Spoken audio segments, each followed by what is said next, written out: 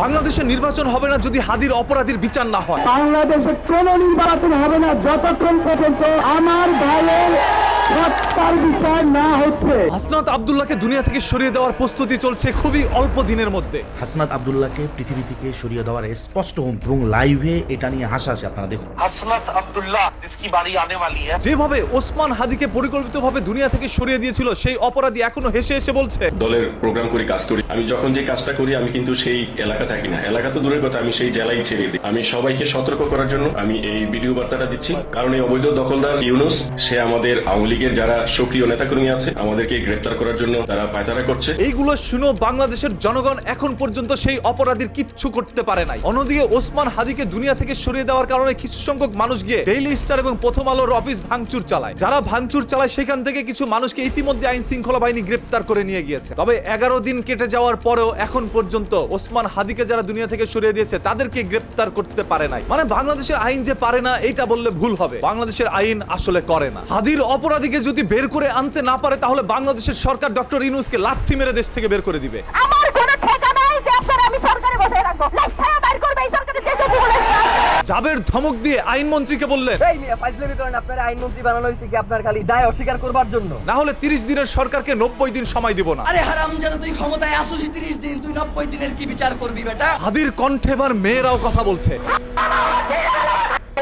তবে এখনো এই হাদিকে নিয়ে মানুষ মজা করছে। আরে বেটা হাদি, মরার পরও শান্তি পাইলি না, কম সারা করলি কেন, প্রেগনেন্ট হইলো কেন, কথার উত্তর চাই। তোমার কথাটা ভাই আসলে সত্য। সেদিন যদি তোমার বাবা ওইটা ব্যবহার করতো তাহলে আজকে এই প্রজন্ম তোমাকে দেখতো না। তোমার বাবার একটি ভুল আজ কিছু জনগণের কান্না। বাংলাদেশে আমাকে, হাদিকে, হাসনাতকে কয়েকজনকে করে আজাদির লড়াই বন্ধ করা যাবে না। হ্যাঁ, আপনারা একজন হাদির জীবন নিয়ে কখনোই পারবেন না বাংলাদেশের আজাদি বন্ধ করে রাখতে। এই আজাদিরাই বাংলাদেশের ইনসাফ কায়েম করবে। 24 ঘন্টার ভিতরে ওসমান হাদির বাংলাদেশের জনগণের সামনে উপস্থিত করতে হবে। হ্যাঁ, এই স্লোগানেই যখন ইনকিলাব মঞ্চের প্রত্যেকটি মানুষ রাস্তায় অবস্থান করছিল তখন ঘড়িতে প্রায় 24 ঘন্টা অতিক্রম হয়। এরপরও এখন পর্যন্ত হাদির অপরাধীর বিচার হয়নি। মানে এই দেশে আপনি যতই হাদিদের জীবন হারিয়ে বিচার চান না কেন, শুধুমাত্র একত্র হয়ে জানাজা ছাড়া তারা বিচার করতে পারবে না। তাই একের পর এক হাদিকে হারাতে হবে আর জানাজার নামাজের জন্য জায়নামাজ নিয়ে আমাদের সবার অংশগ্রহণ করতে হবে। এই ছাড়া এই বাংলার কাছে আমরা আর কিছু আশা করতে পারি না। এইরকম হাদি আরো হবে, আরো হবে। আমার বাচ্চা কাচ্চা আছে 2 জন, তাদেরকে বাসায় বলি, হ্যাঁ, এরকম হাদি বাংলাদেশে আরো হবে আর সেই হাদিদের জীবন এইভাবেই যাবে। আর কোন হাদির জীবন চলে যাওয়ার পর সেই সকল অপরাধীর বিচার এই বাংলার মাটিতে আর হবে না। যখন হাদির শেষ ইচ্ছেই ছিল অপরাধীর বিচার করা, সেটাই হয়নি, তাহলে সত্য কথা কোন সাহসে আমরা বলবো? শুধু আমাদেরকে যদি কেউ গুলি করে মেরে ফেলে তাকে যেন ধরে বিচার করা হয়। শুধু সত্য বলে জীবন দিলেই তো আর সেটার সমাধান মিলল না, বরঞ্চ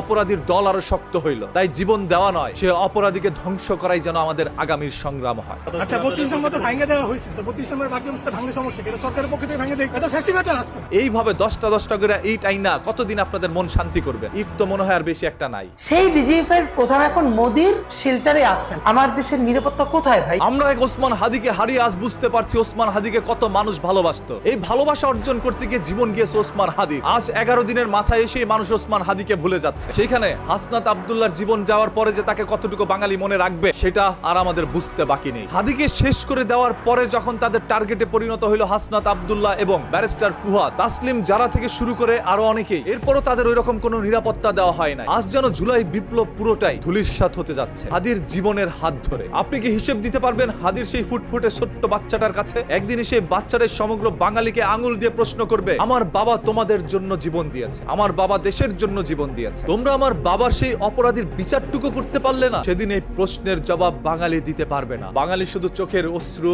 আর জানাজার নামাজ পড়া ছাড়া আর কি কিছুই করতে পারবে না। আর কি জাগ্রত হতে পারবে না এই বাঙালি? আর কি প্রতিবাদ করতে পারবে না হাদিরা?